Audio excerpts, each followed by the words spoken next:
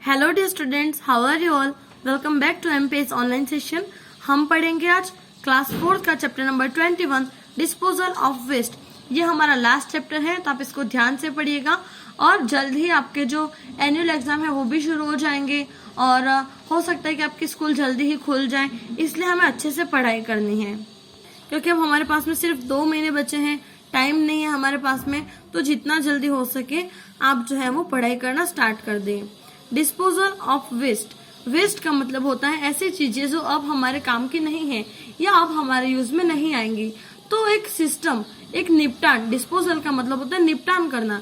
तो उन चीजों का निपटान कैसे करें, उन्हें पूरी तरीके से खत्म कैसे करें, या फिर प्लास्टिक वगैरह को पूरी तरीके से खत्म करना पॉसिबल नहीं होता है, इसलिए उसका निपटान कैसे करें ये हम इस चैप्टर के अंदर देखेंगे। तो आइए शुरू करते हैं चैप्टर को।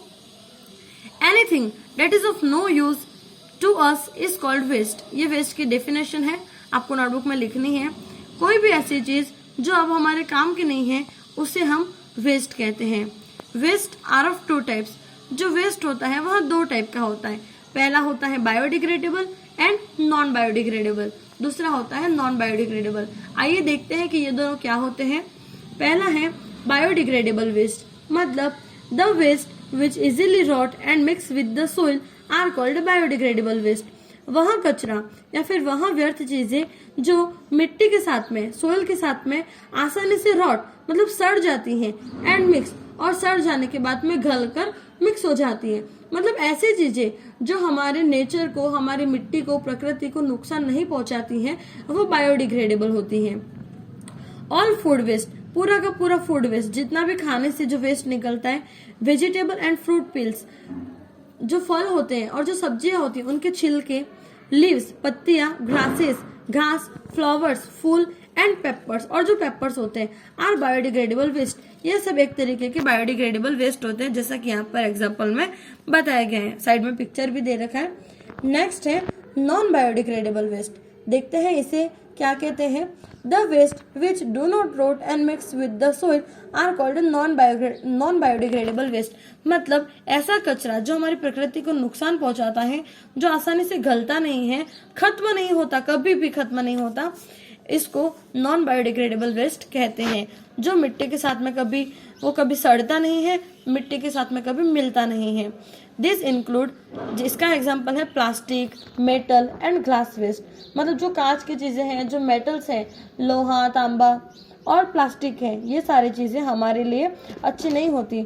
ये नॉन बायोडिग्रेडेबल वेस्ट है जो हमारे एनवायरनमेंट को नुकसान पहुंचाती है, स्पेशली प्लास्टिक। ये पिक्चर्स दे रखे हैं नॉन बायोडिग्रेडेबल वेस्ट के। हमें कभी भी प्लास्टिक को बर्न नहीं करना चाहिए। कोई प्लास्टिक की थैली है, प्लास्टिक की कोई भी चीज है, उसे कभी भी जलाना नहीं चाहिए, क्योंकि आसमान के अंदर एक लेयर होती है, एक परत बनी हुई है जिसको हम कहते हैं ओजोन लेयर। आप सबने इसका नाम सुना हुआ होगा। तो जो ओजोन लेयर है वो प्लास्टिक से निकलने वाले गैसेस से उसमें छेद हो रहे हैं, वो मतलब उसके अंदर बहुत ज्यादा छेद हो गए। तो जैसे जैसे वो छेद बड़े हो रहे हैं, वैसे वैसे जो सूर्य है, जो सन है, उसके जो रेज है, जो किरणें हैं, वो डायरेक्ट हमारी पृथ्वी पर आती हैं और हमारे ऊपर पड़ती हैं, जिससे कि कैंसर, स्किन कैंसर, ऐसी बीमारियां हमको होती हैं। तो हमें कोई प्लास्टिक जला रहा था तो उसे भी रोकना है और खुद भी कभी भी प्लास्टिक नहीं जलाना है, और जितना हो सके प्लास्टिक का यूज कम करना है। प्लास्टिक का यूज कम कैसे होगा? अगर हम पैकेट आइटम्स वगैरह नहीं खाएंगे, प्लास्टिक की चीजें नहीं खरीदेंगे, तो इससे प्लास्टिक का यूज कम होगा।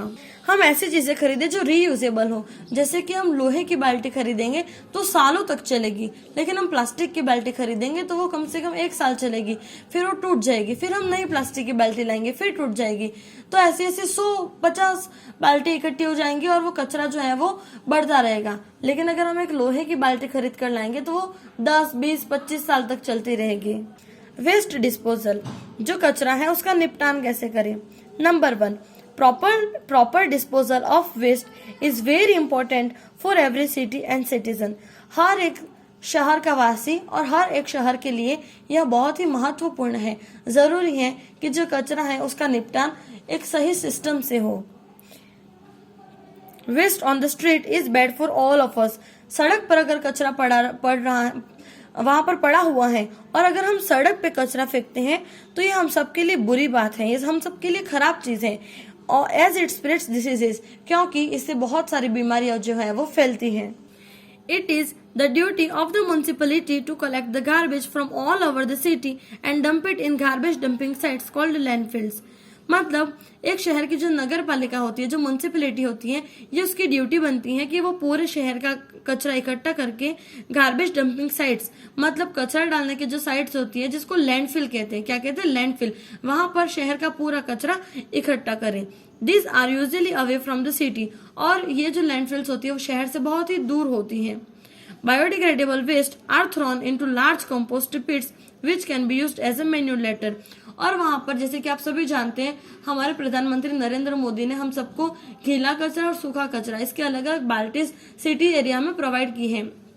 तो हमें गीला कचरा मतलब जो बायोडिग्रेडेबल है, जो हमारे खेत वगैरह में एक मैन्यूर की तरह यूज हो सकता है, जिससे हमारे क्रॉप्स को फायदा हो, हमारे क्रॉप्स की जो उर्वरक क्षमता है वो बढ़े। इसलिए जो बायोडिग्रेडेबल वेस्ट है उसको अलग से डालना होता है कंपोस्ट पिट में, मतलब जो उर्वरक पैदा करने के लिए जहां पर रखा जाता है उसके अंदर डालना चाहिए। तो वो जो बायोडिग्रेडेबल वेस्ट है वो मिट्टी के साथ में मिल जाते हैं, और जो मिट्टी की उर्वरक क्षमता होती है, मतलब क्रॉप्स को ग्रो करने की जो कैपेसिटी होती है, उसको जो बायोडिग्रेडेबल वेस्ट होता है वो बढ़ाता है। तो म्युनिसिपैलिटी की ड्यूटी होती है कि वो बायोडिग्रेडेबल और नॉन बायोडिग्रेडेबल वेस्ट को अलग अलग करें और उनको अलग अलग जगह पर डालें, जिससे कि जो बायोडिग्रेडेबल वेस्ट है उसको बाद में मैन्यूर की तरह यूज किया जा सके। थर्ड पॉइंट है to help the municipality do its job properly. अब ये पूरी नगर पालिका की ही ड्यूटी नहीं है, हम अगर शहर में रह रहे हैं तो ये हमारी भी ड्यूटी है। It is the duty of every citizen, यहाँ हर शहर में रहने वाले या गांव में रहने वाले हर इंसान की ड्यूटी है to segregate the garbage generated to our home. Segregate मतलब अलग अलग करना, किसको, सूखे कचरे और गीले कचरे को। गीला कचरा तो मिट्टी के साथ में मिल जाएगा, लेकिन सूखा कचरा नहीं मिलेगा, ये मिट्टी को नुकसान पहुंचाएगा। इसलिए हर नागरिक की जिम्मेदारी है कि हम सूखा कचरा और गीला कचरा, बायोडिग्रेडेबल वेस्ट और नॉन बायोडिग्रेडेबल वेस्ट को अलग अलग कर दें, ताकि जो म्युनिसिपैलिटी है उनकी मदद हो सके। One should not dispose any garbage on the roads through Windows और बालकनीज। हमें बालकनी या फिर हमारे विंडो से, खिड़की से कभी भी कचरा नीचे नहीं डालना है। We should help to keep our surroundings clean. हमारे आसपास के एरिया को क्लीन रखने में हमें लोगों की मदद करनी चाहिए।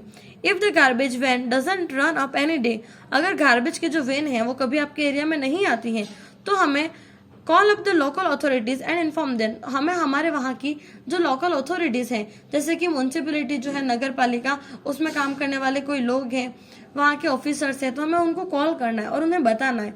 This is the duty of every citizen, और ये हर एक सिटीजन की ड्यूटी है। रीड टू नो एक पैराग्राफ है। इन सम एरियाज, कुछ एक एरियाज में the municipality provides different coloured garbage beans. जो म्युनिसिपैलिटी होती है वो अलग अलग कलर के, 2 कलर के गार्बेज डस्टबेज, जो गार्बेज जिसको कहते हैं, सॉरी डस्टबेज बोल दिया मैंने, तो जो गार्बेज बिन्स होती है वो प्रोवाइड करवाती है। The green coloured garbage bins are meant for biodegradable waste. जितना भी गीला कचरा होता है, जो बायोडिग्रेडेबल वेस्ट होता है, उसको ग्रीन कलर के डस्टबिन में डालना होता है, और जो ब्लू कलर का डस्टबिन है are meant for non biodegradable waste. Non biodegradable waste उसके अंदर डालना होता है। We must separate the biodegradable and non biodegradable waste before disposing the garbage. हमें कचरा डालने से पहले बायोडिग्रेडेबल वेस्ट को इसमें और नॉन बायोडिग्रेडेबल वेस्ट को जो ब्लू कलर की बाल्टी होती है उसमें डालना होता है, और ये हमारी जिम्मेदारी होती है। नेक्स्ट है मैनेजिंग वेस्ट, जिसको अगली वीडियो में देखेंगे। आई होप कि आपको आज का वीडियो अच्छा लगा हो। कोई भी डाउट हो तो आप मुझे डाउट सेक्शन में कमेंट करके या फिर कॉल करके या व्हाट्सएप पर मैसेज करके पूछ सकते हैं। तो मिलते हैं अगली वीडियो में, तब तक के लिए stay happy, stay at home. Thank you.